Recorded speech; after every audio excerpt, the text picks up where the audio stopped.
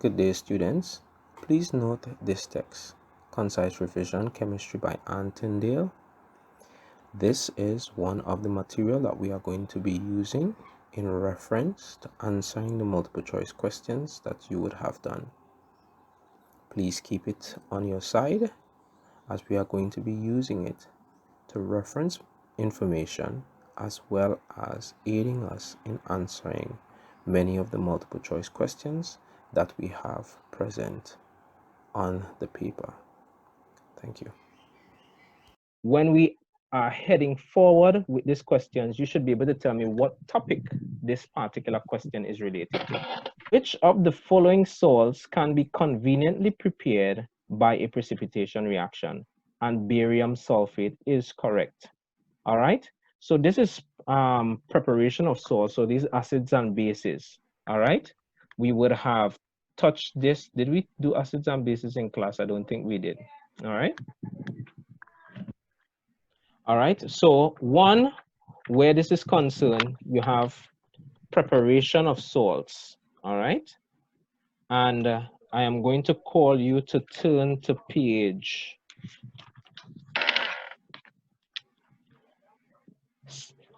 71, page 72. All right, so page 72 is the main one that we're looking at. All right. So page 72, 73, 74, 75 are the ones that are also going to help you with this particular information. All right, in terms of salt preparation.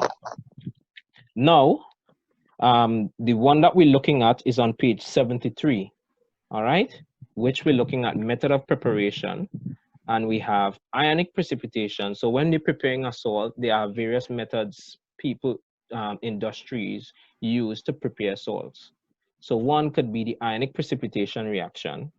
They can do a titration reaction, and if you turn the page, we have direct combination, we have reactivity with metals, we have insoluble base, all right, reacting with an acid, and we have insoluble carbonate reacting with an acid. So we have these different methods in creating a salt.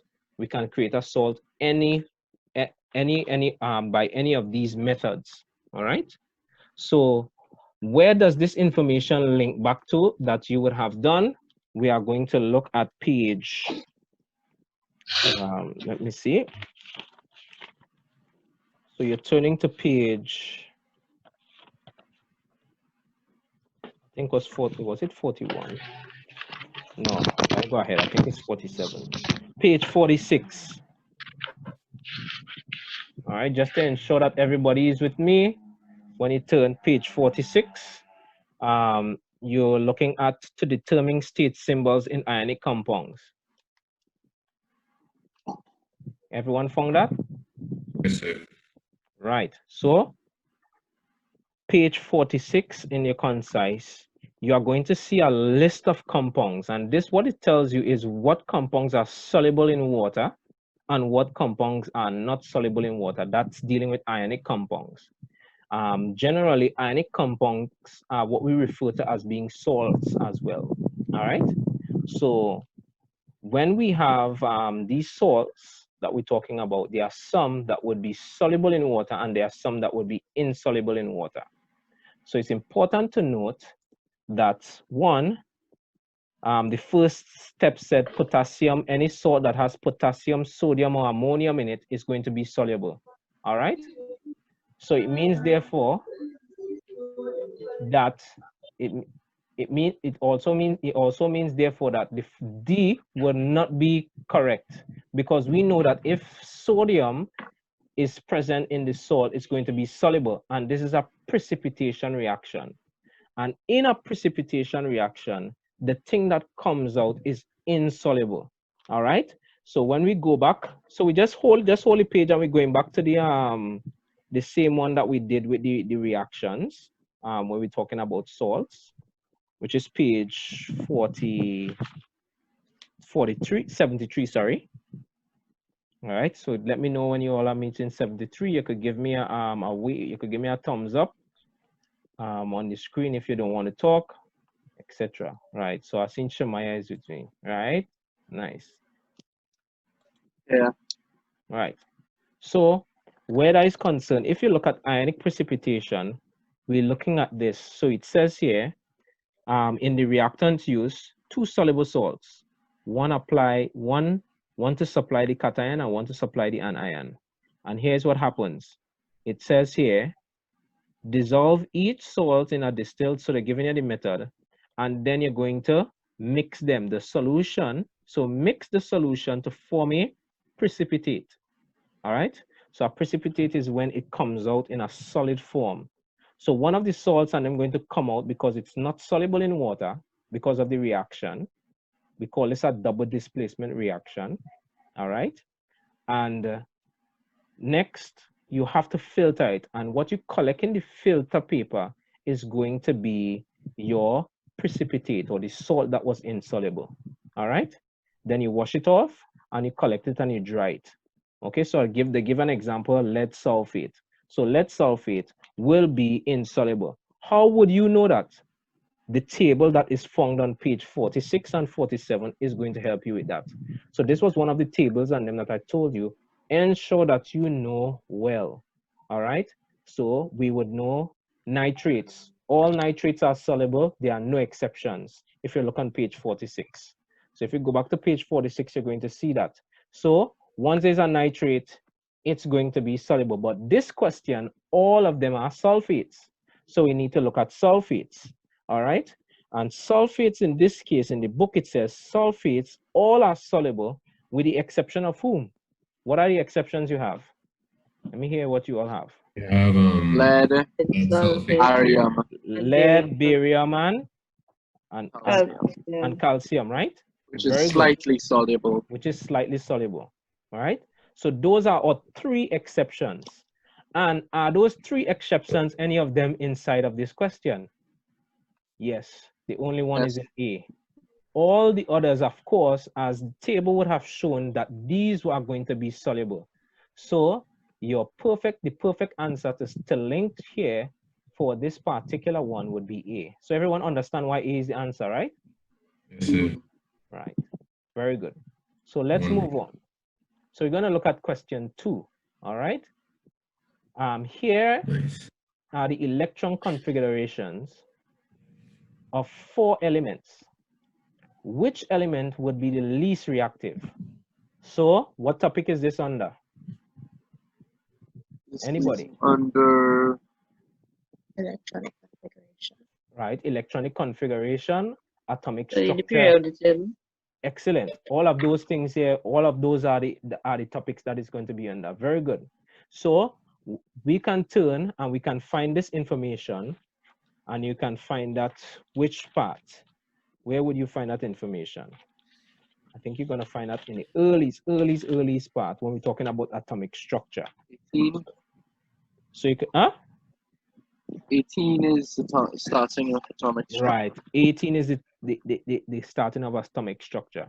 So 18 is and you also could look at periodic trends, which is on page 24. All right. So 24 and on, and we would have gone through this information. So it says, here are the electronic configuration for 4 elements. And the question they ask, which element would be the least reactive? All right. So 1, we have to know what our information talked about reactivity. And periodic table is the one that tells us about reactivity. All right. What does the periodic table tell us? The chapter tells us about reactivity. What happens with reactivity?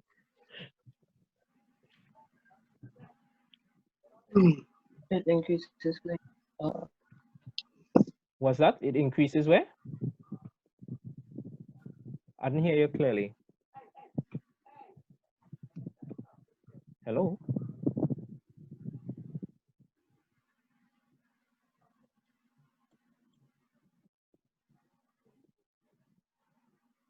You all hearing me?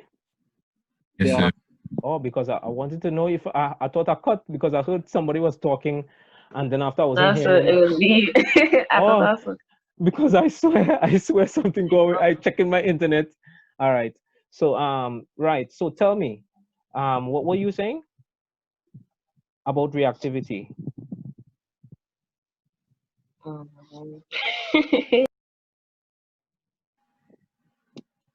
As they go down the periodic table, the reactivity increases. Right. As you go down the periodic table, the reactivity increases, but for what? You are correct, but you have to be specific where that is concerned. For what? So that's for group 2. That's for what? Group 2, right? It's for group 2, or it's generally we use that particular one for metals. So as you go down the group, for metals, the reactivity increases. What about non-metals? It's going to be the reverse. As you go up the group, metal, right, very good. So it varies depending on the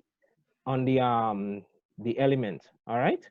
Now, if you look at these here, they're telling you which element will be the least reactive.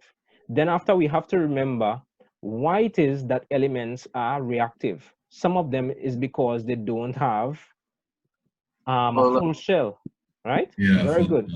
They don't have a full shell. And there are some and some of them would choose to lose electrons to become stable, and those are metals. And there are some that will gain electrons to become stable, and those are non-metals. All right? Yes, Kyle, you were saying something?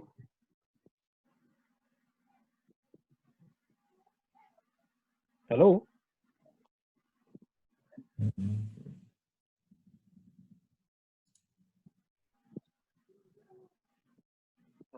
He disconnected, I think. Yeah, he got disconnected. All right, so let's go back to this. When he gets back in, I guess he will give the question. All right, it says, which element is the least reactive? B, of course, is going to be the perfect answer. Reason being, it's a noble gas. It's a noble gas. Excellent. Just looking at the electron configuration helps you with that.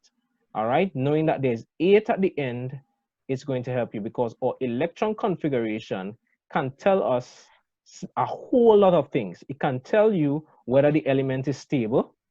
It can tell you what period the element is in. It can tell you what group the element is in. It can tell you the number of electrons the element has. You see much things you can get from your electron configuration. So much. So this one here is found in period 2. All right.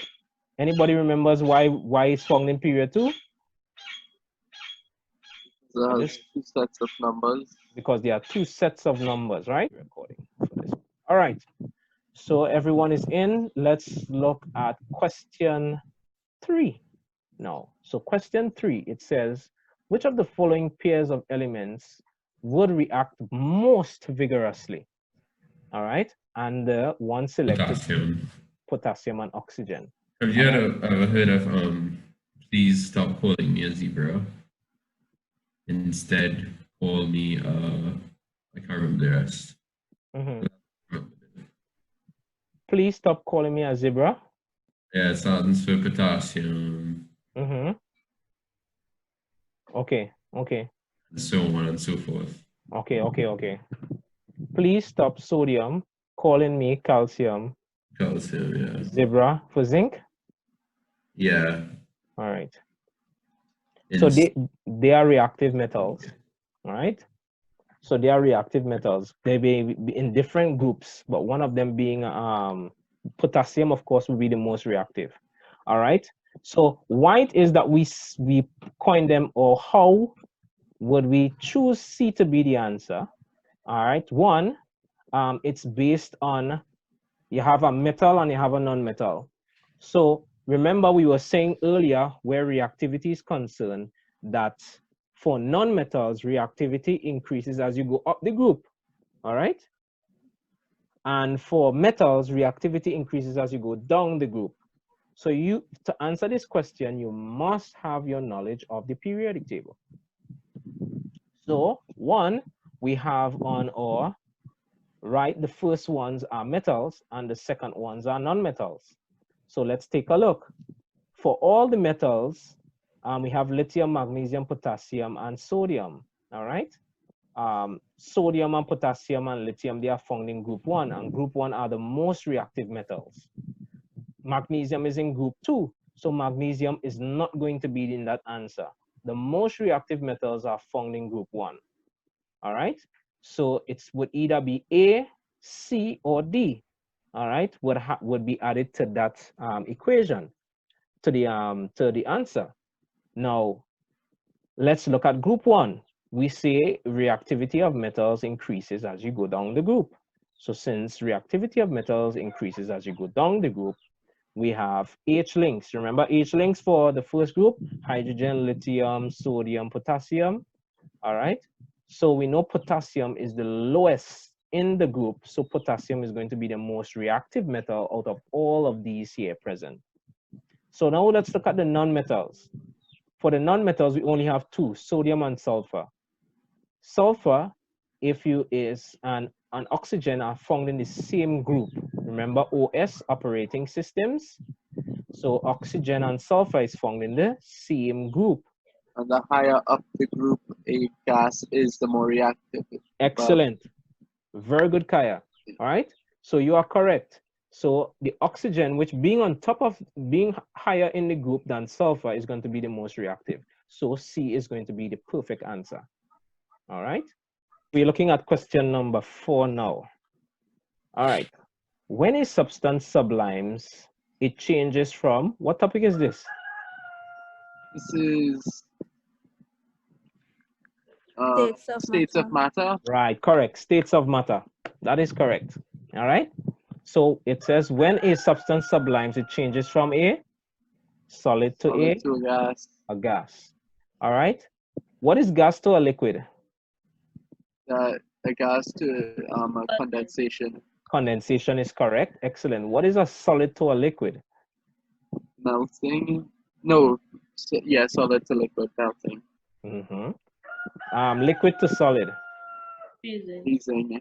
Freezing. What about gas to solid? Gas to solid. Deposition. Deposition is correct. Or instead of deposition, you can say what? Anybody? Just making sure you know all the terms.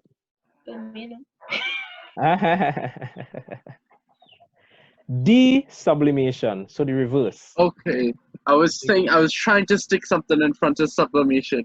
Yeah, desublimation. So you can use that word, Okay. desublimation, which is the reverse of sublimation. All right. So deposition, desublimation, they are all on the same point. Very good. Very good. You guys are doing great, I must say. All right. Now we are going into nice territory, familiar territory, organic chemistry. Which is the correct name for the compound that has the following formula? So we have propanol, all right? Should I explain this? Anyone needs any explanation? We did this recently. Anybody need any explanation for this? I just want to make sure. All right, just in case we see an OH group, and because there's an OH group, we know that it belongs to the homologous series of alcohols. All right. In addition to that, we see that there are 3 carbons, and it having 3 carbons, we know that using or prefix in naming organic compounds, 3 is going to be equal to prop. So prop is equal to 3 carbons. So we add them together.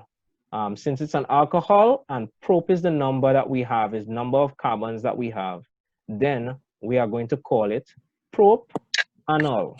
All right. And propanol is now going to tell me I have a alcohol with 3 carbons.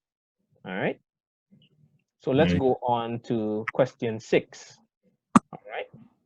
What volume of carbon dioxide gas measured at 0 degrees Celsius and normal atmospheric pressure would be produced by the complete combustion of 1 mole of ethane? All right. So the question here is, what question is this referring to? Where does this fall under? Anybody there?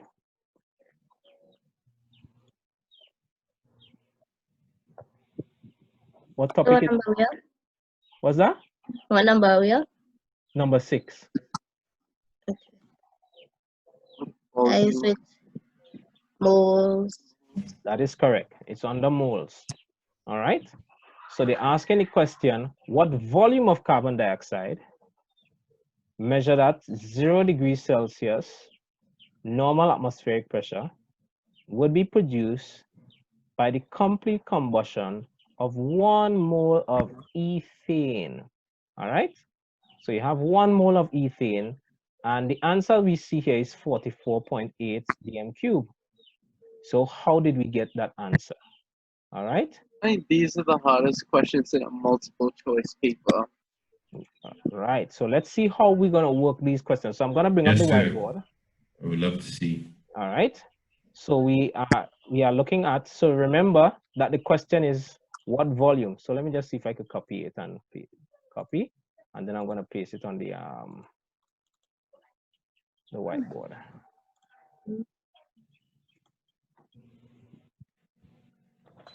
Control V. All right.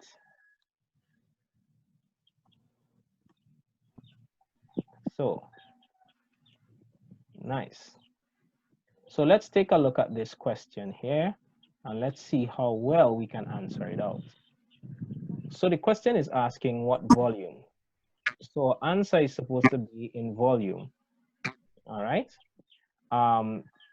In addition to that, they would have given you the conditions. So we understand that is moles that we are dealing with, and we are finding the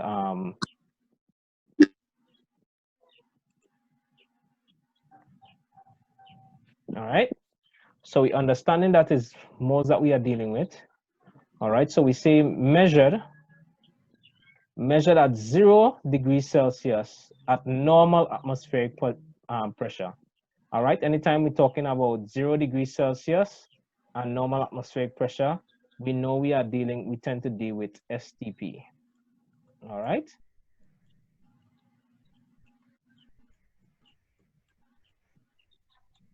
Okay. And in addition to that, they said complete combustion of 1 mole of ethane. All right.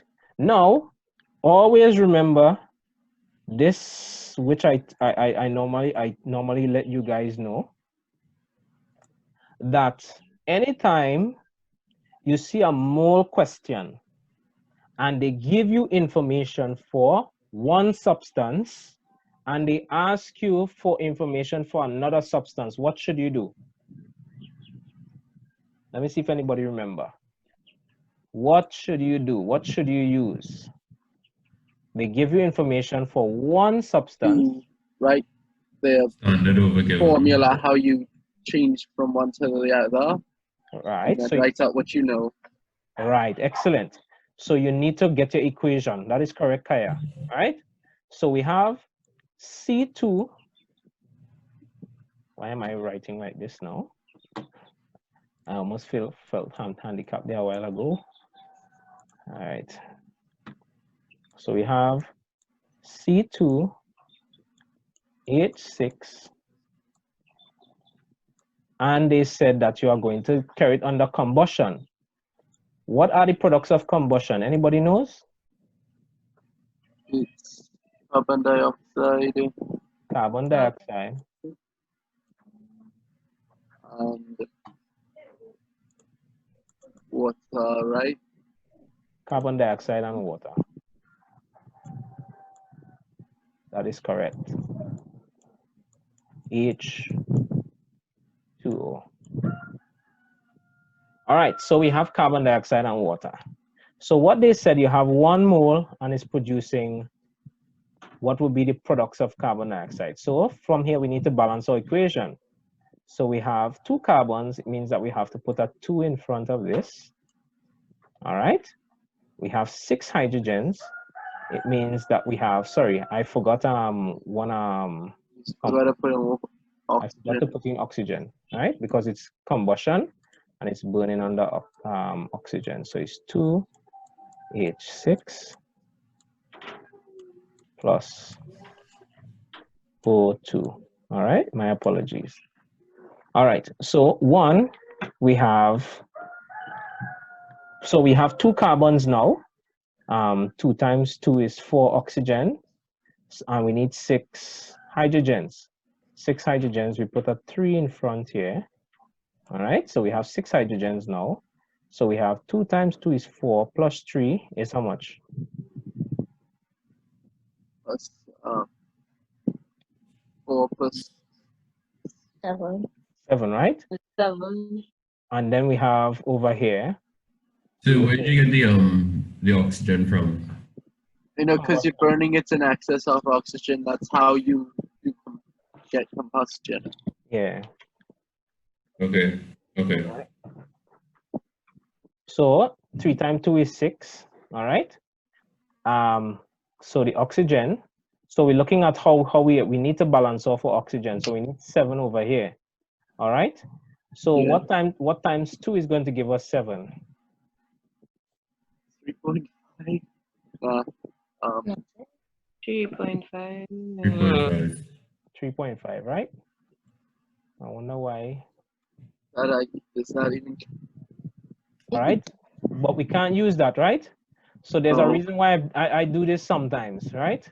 So I could get to balance my equation very quickly because it could keep going on here for the line. And what I will do, I would multiply everything here by 2 now. Okay? So I'm now going to have 2 C2 H6 plus 7 O2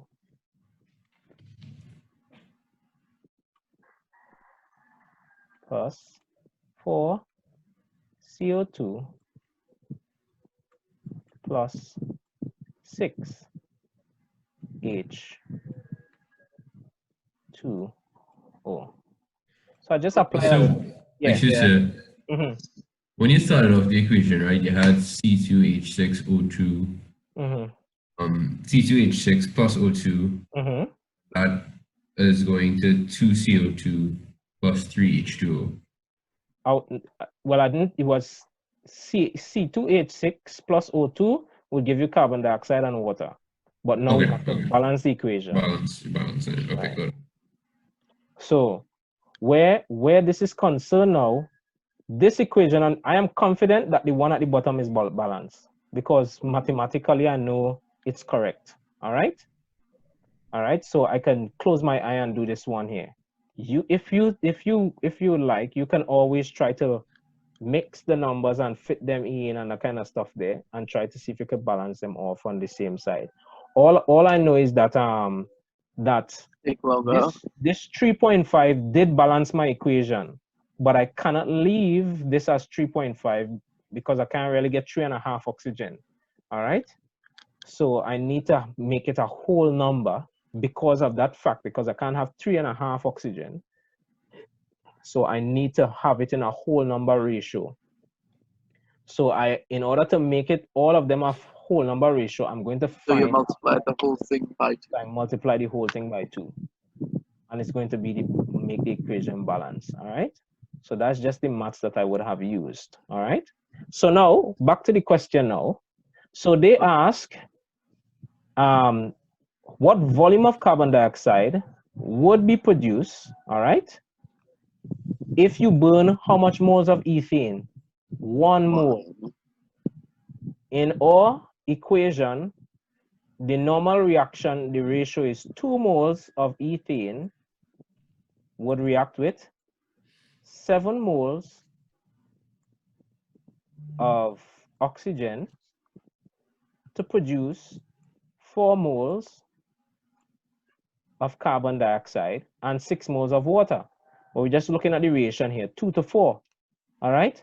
But the question is not asking you for 2 moles, it's asking you for 1 mole. All right.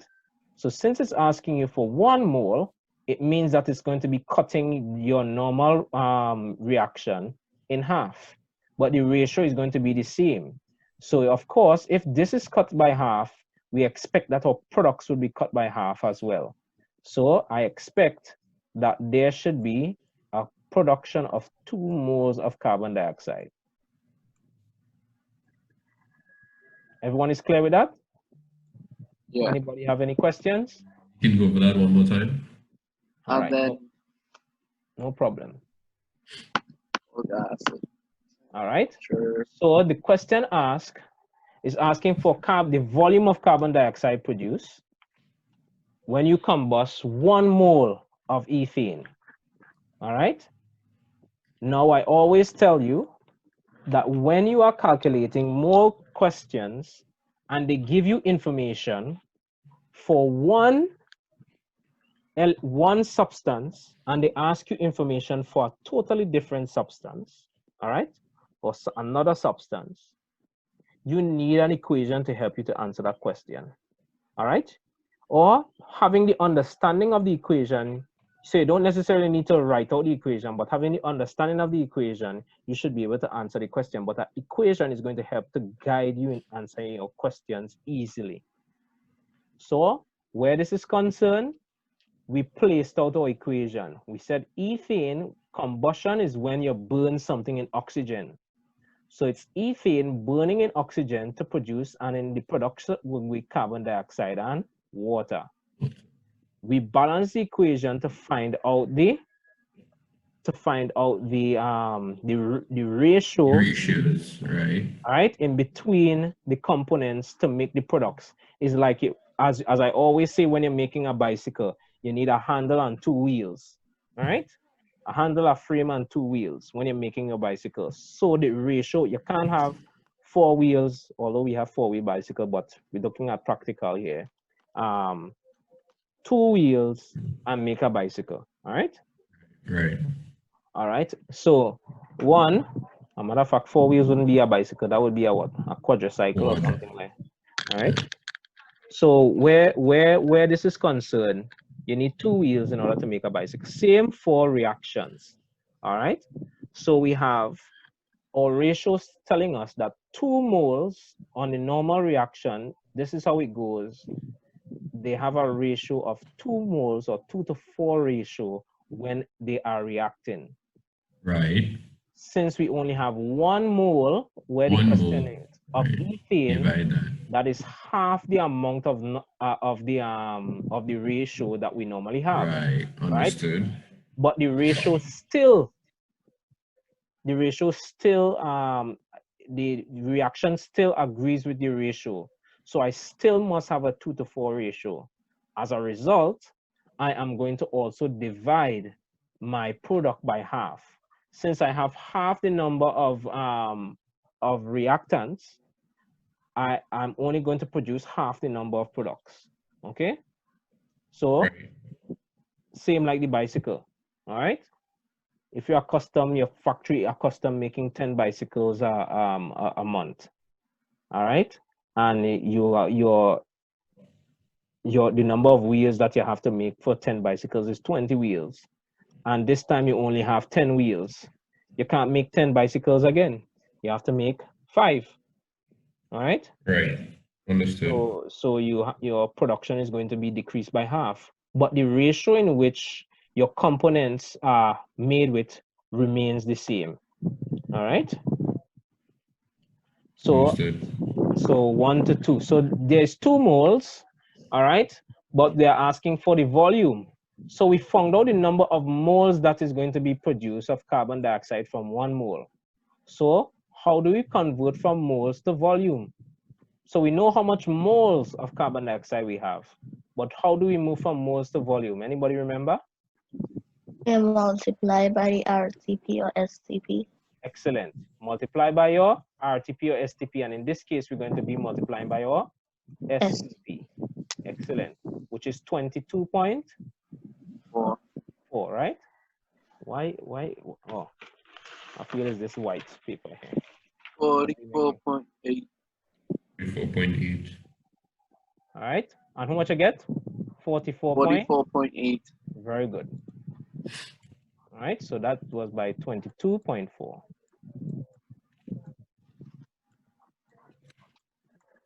This is why this type of question is the hardest for multiple choice. All right. But all you just have to do is remember what I tell you. It's going to be easy. anytime you The have a STP question like that, is 22.4, right? yeah, STP is 22.4. So your answer is 20. That 2 by 22.4, which is 44.8. So let me come out from here and go back to the paper. Sorry. RGP is 24. Just 24. Yeah, 24 dm cube. Okay, cool. All right. So everybody understands why we have 44.8. All right. We did take long, but it just taking long just to make sure that you have Learning. the understanding. All right. Always remember when you, my keys, I always let people know when you read the question, you should be able to find out what topic it is under, so it's going to be able to guide you effectively. All right. Let's look at next question. Question number 7. This is where we have our guidance here. Which of the following oxides dissolves in water to form a weak alkali? What topic is this? Anybody could tell me what topic is this? So this acid, nope. Acids, bases, and salts. You were correct, Shemaya. Yes, Kaya, that is correct. Acids, bases, and salts. What page is that in your concise? Starts at 64. Excellent. That starts at page 64. So they are asking which of the following oxides dissolves in water to form a weak alkali. All right. So we're looking at a weak alkali. So we're looking at a production of an alkali, and that means we can turn to page. Let's look at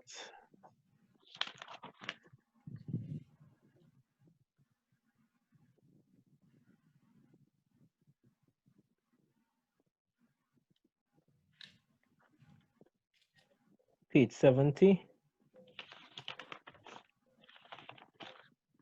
You could have page 70 and you could look at page 67. And if it's not here, we will have to look. You have to go in a textbook. All right. So we're looking at, you could also look at the others here. Now this is a kind of tricky one, right? But by process of elimination, you can answer this question.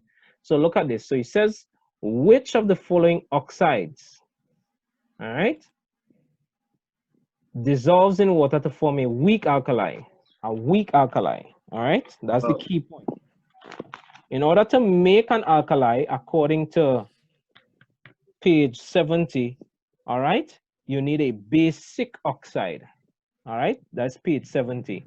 Basic oxides are oxide of metals that react, sorry, I'm looking at, I was looking for production of bases.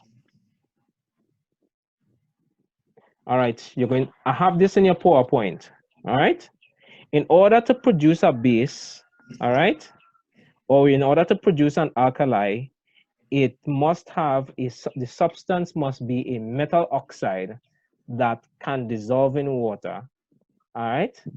And it could be able to make an alkali. You can make an alkali various ways. You could have a reactive metal and water, and it could make an alkali. So you have to check back on your PowerPoint, and I could probably reference it and show you all from here. But it should be on Edmodo. If you go in to acids and bases, I still have that PowerPoint up in the group there. All right.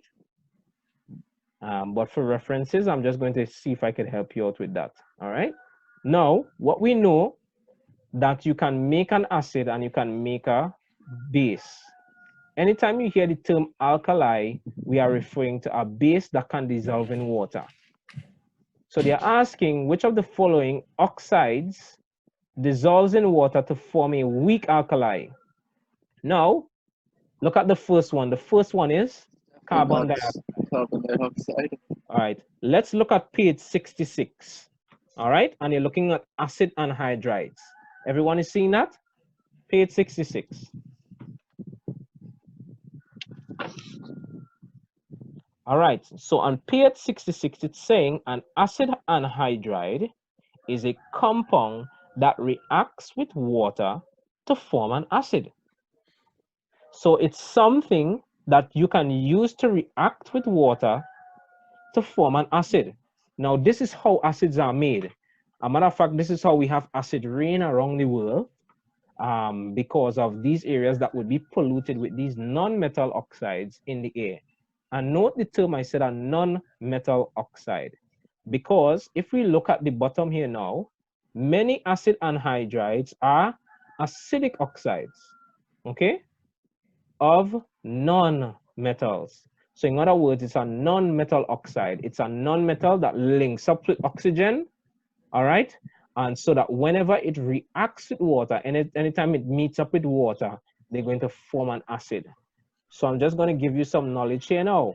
So we look at acid rain and we hear about acid rain around the world, all right? And matter of fact, in a lot of countries and in some cases, all rain here can become acidic depending on where you live, all right? Or how polluted the area is. Now, when we have a lot of carbon dioxide, example, so carbon dioxide, carbon is a non-metal and it is linked up with oxygen, so it means that it is a non-metal oxide. Or in other words, it is now going to be an acidic oxide, all right? So what is going to happen when it reacts with rain, it's going to form an acid. The name of the acid that forms when it reacts with rain, you're looking at it, look at the first example here. So examples include carbon dioxide, sulfur dioxide, sulfur trioxide, and nitrogen dioxide. There are others, of course, all right? Now look, we have the first reaction. Carbon dioxide plus water would give us what? What do we have here? HCO. Carbonic acid. Carbonic acid, right? Which is H2CO3. So carbon dioxide can react with the water or the rain in the air to form carbonic acid. And that acid is what we find in the acid rain, all right? So we know for sure that A cannot be the answer because A is a non-metal oxide. And in order for you to meet either, because D, wait, no. right, Not and D either, because D's here as well. right, so you're good. So you see how we look out D again, because D is also a non-metal oxide. So D is out, A is out. Our answer will be B or C. Now we know one of the strongest bases that you can find is sodium hydroxide.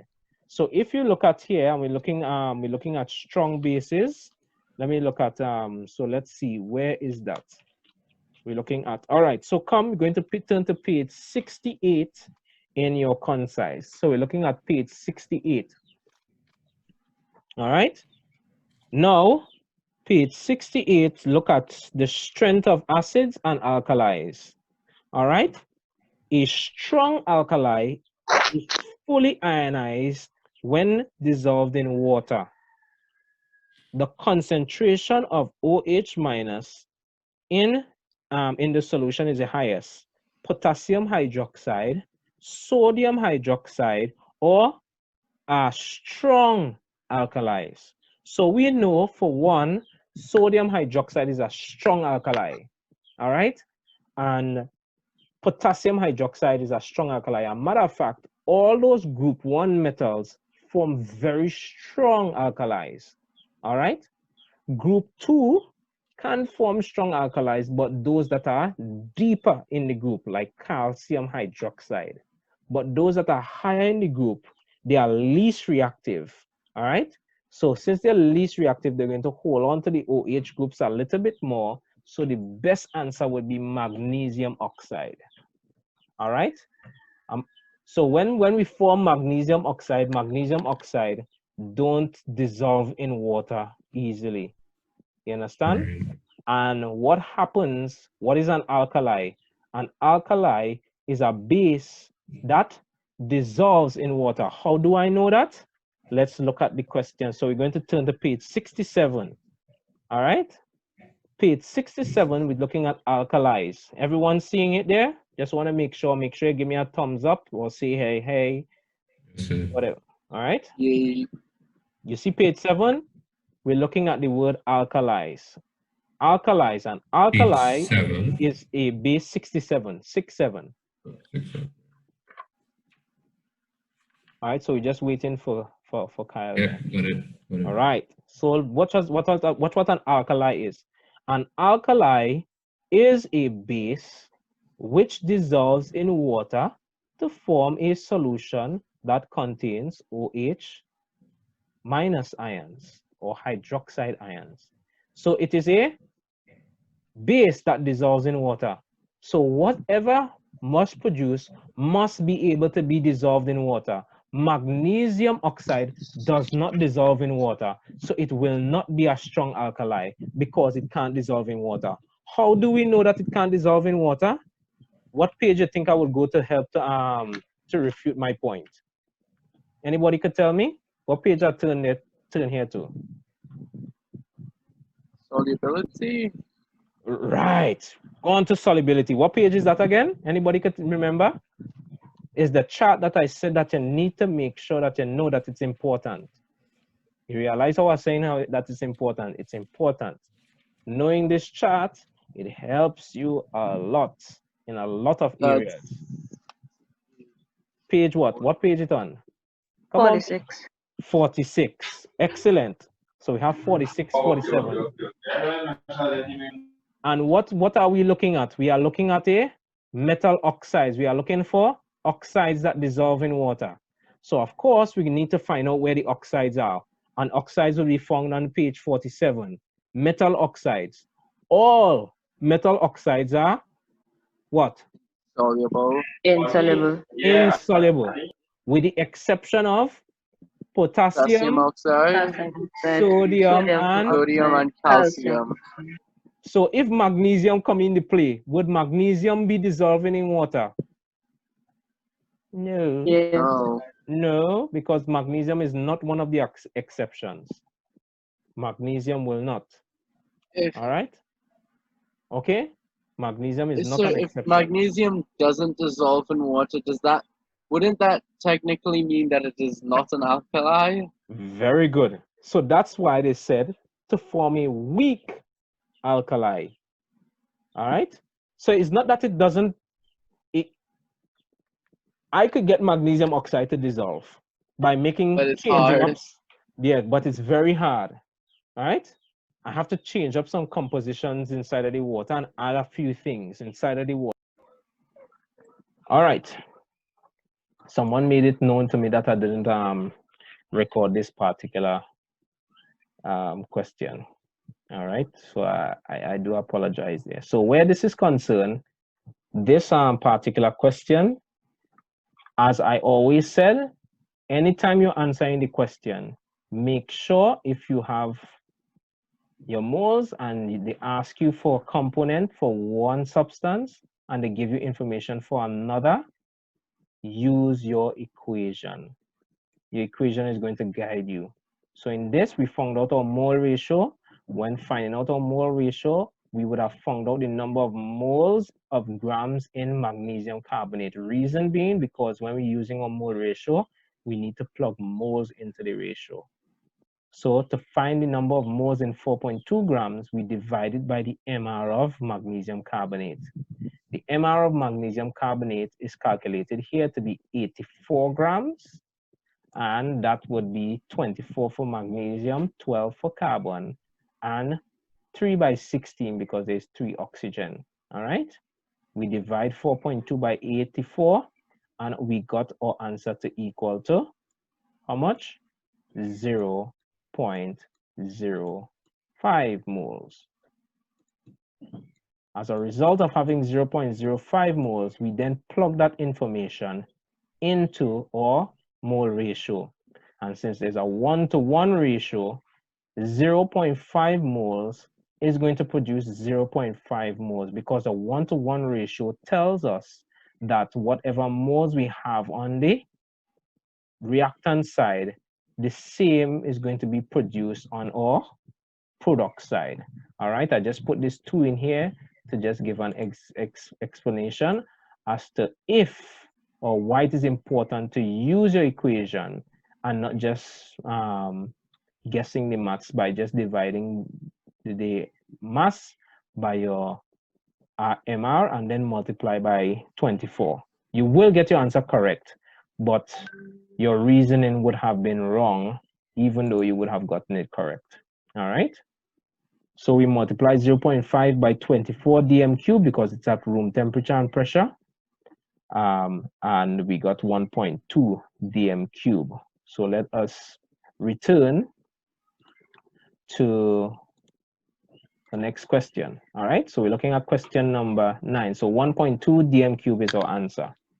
So question 9, X turns a filter paper containing reagent Y from blue to pink. And what are X and Y? All right. So X turns a filter paper containing reagent Y from blue to pink.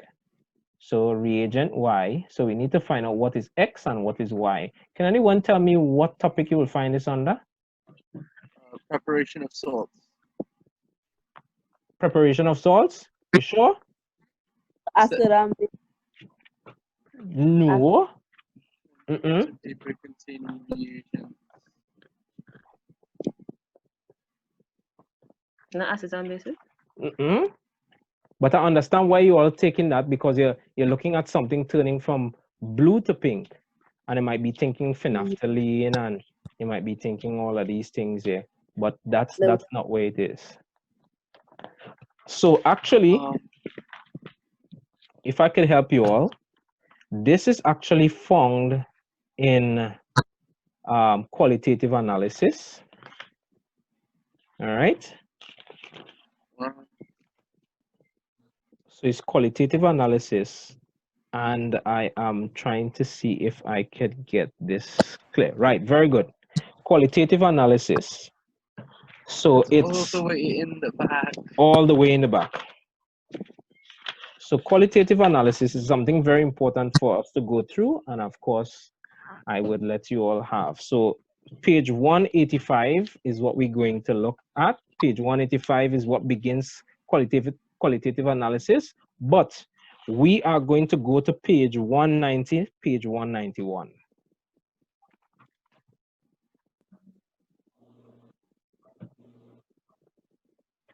But you all are like the direction that you would have gone. So I would give you all points for saying acids and bases, because in acids and bases we do have indicators. All right. Everyone from page 190 and 191.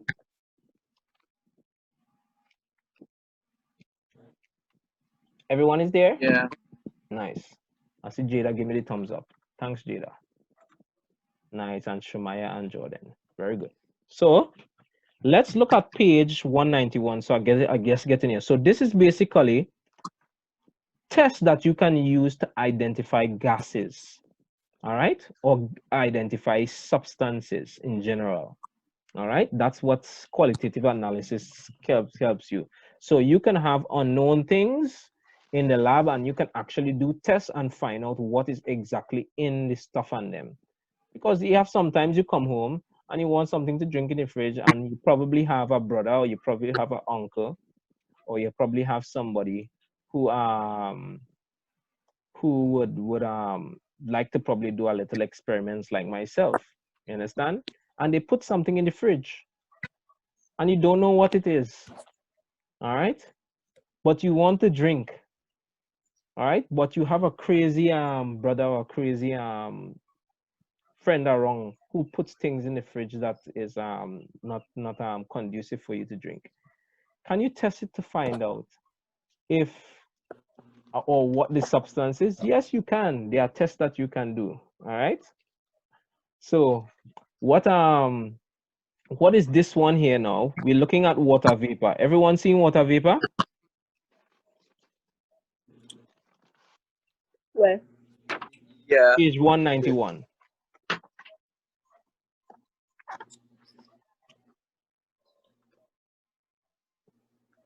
You found it, everyone? Water vapor? Yeah. Right. So look at what water vapor is. So you can actually test if something has water in it or not. How you test it?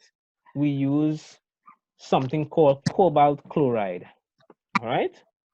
So cobalt chloride is blue in color. All right. and whenever it meets up with water, it turns pink. All right.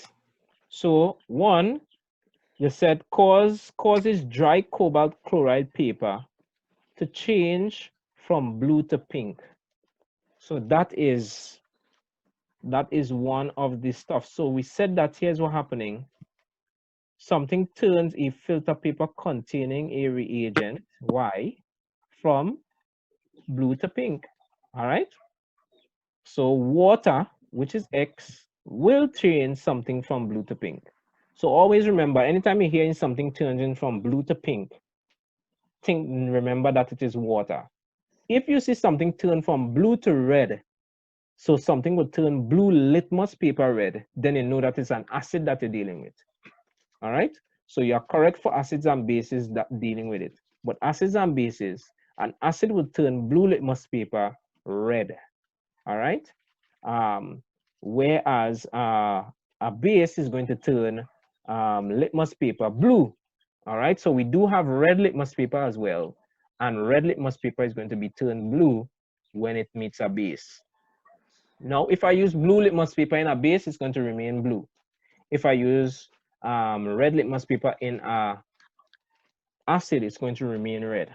So at the end of the day, we say a base is going to turn litmus paper blue and a acid is going to turn litmus paper red. All right. But this case is we don't have that. We have a blue turn into a pink. And the only substance that turns something from blue to pink is water. And the particular substance is going to be cobalt chloride. Let me see how much of you all learned something here today. Something new today about chloride, cobalt chloride. You can raise your hand. You can put your thumbs up. Right? All right. So this is where we have this part. So this is important to note. Now, please remember this particular page. This page can tell you what are some of the substances that could turn whatever would turn. So look, we have X starch and iodine. When starch and iodine meet, starch is going to turn iodine blackish blue. That is correct. Blue black. All right. If we have dilute acid and universal indicator paper, the acid is going to turn it what? Red. Nice. And look, we have ammonia solution and litmus. Ammonia is what? Ammonia solution is what? And litmus paper. Ammonia would be a base. All right. NH3 is a base. Anytime it goes into water, it forms OH minus ions. So it's a base. All right. It forms ammonium hydroxide when it meets up with water. So it forms a base. So it's going to turn litmus paper blue in color. All right. Okay. So it's not going to be the answers on top here. All right. So let's move down. Question 10. All right. So we're going to be closing off this one here now. All right. I am going to see if I can organize for us to put in. We're going to be doing this. We're going to be completing this question here. I am going to see if I could go through it even more on my own as I go through and see if I could organize and get it onto YouTube, because the next time I post a quiz, all right, it's not going to be the same quiz, and we're going to do the same thing in like manner. When I post the quiz again, this time you are going to have 2 attempts for every quiz that I'm going to be posting from here on out. Okay. 2 attempts. Your first attempt, you can use a book when the question is giving you problems, when you're not sure. You hear what I'm saying? So you're not using a book right through. Your goal is to try to go without the book. But if you happen to meet a question that has you wondering whether or not this question is you would refer to your text or your concise to help you. But your second try, you are to keep it straight. You are not going to deviate. All right? Sir, I have a question, sir. Yes. There's questions like I remember 2 questions in there. It's like one of them is how you turn pig iron into steel. Excellent. Very questions good. like that, are they even inside the book or? Yes. So I'll take a question like that and I'll do it and I'll show you where you can find that information. Okay. So we're And then looking at another one is like how you extract iron from ore, I think it was. nice. That is what that is some that's the questions I want you all to be asking me. Very good.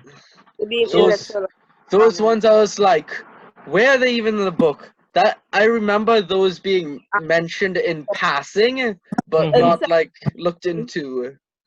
So I was just like, huh? Very good. Demisa, you were saying something? Yeah, what he talking about in section 3 in the book.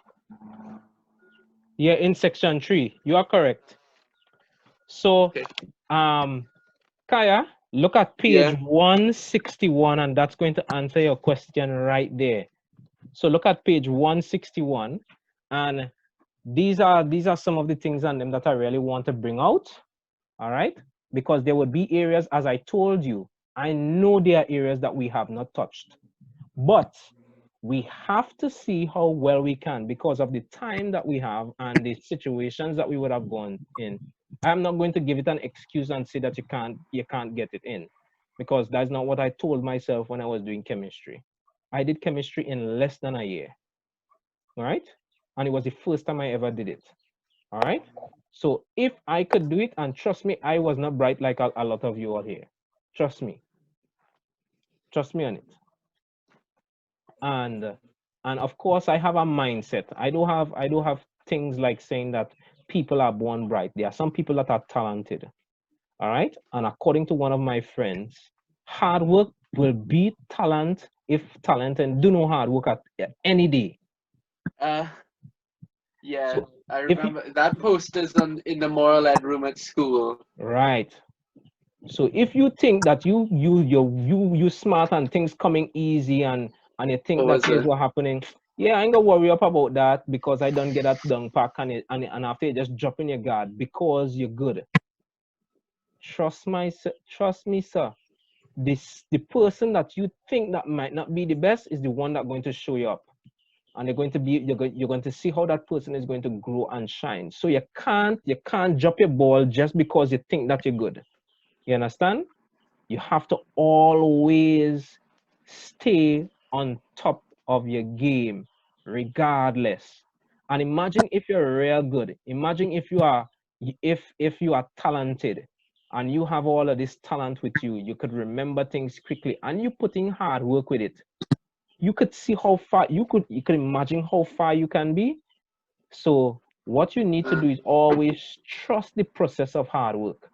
You have to always trust the process because after hard work and you put in your work, and I could tell you, I work real hard with chemistry. I work real hard. I work with chemistry so hard when I was doing it that while I was in the bathroom, I was thinking about chemistry. While I was sleeping, I think about chemistry because I wanted to change situations in my life so much because of of of of my experiences that I would have had. You understand? I would have had an experience when I left school and I went to work with a boss that is ill treating you. And I told myself that I am not going to experience that again. I'm not going to tolerate that again in my life. So I chose to take control of my life. And one way that you take control of your life is by education.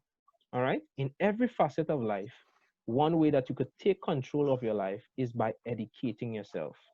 All right, and the fact when you start doing that, you can surmount and pass any odds and nothing will hold you back. This is something that is written in stone. When I could tell you written in stone of life, this is how life is in general, and I will pass that on to anybody any day because I myself, I am an example of that fact that this work, that putting work hard in is going to be able to help to push you in the end. All right, so don't be afraid. So I could work for hours going through this because of how I train myself to get into these things, to try to solve problems. You understand? So where where this is concerned, I know it is the time is late. I am going to hold it off of there because our time is up and I know you have other stuff doing as well. All right. All right, so there we had it. We had a class where we would have gone through some multiple choice question papers, and we would have taken the time to go through them in detail so that you'll be able to understand how to tackle these questions. All right, at the end, I would have given you a little bit of insight to keep on the target, to keep pressing forward. You're not going to regret your decisions in becoming a better person at the end of the day. All right, so where this is concerned, chemistry is one of my loves. I really enjoyed teaching chemistry as well as doing chemistry. So I want to encourage you students to keep on target and keep working. You are going to make it. I am positive of this. I believe in you before you can believe in yourself. All right, when you are able to believe in yourself, you can go on, but just know that I believe in you. All right, so do have a wonderful day, and we would continue with the corrections later on. I'll be posting more videos. So have a wonderful day. Take care.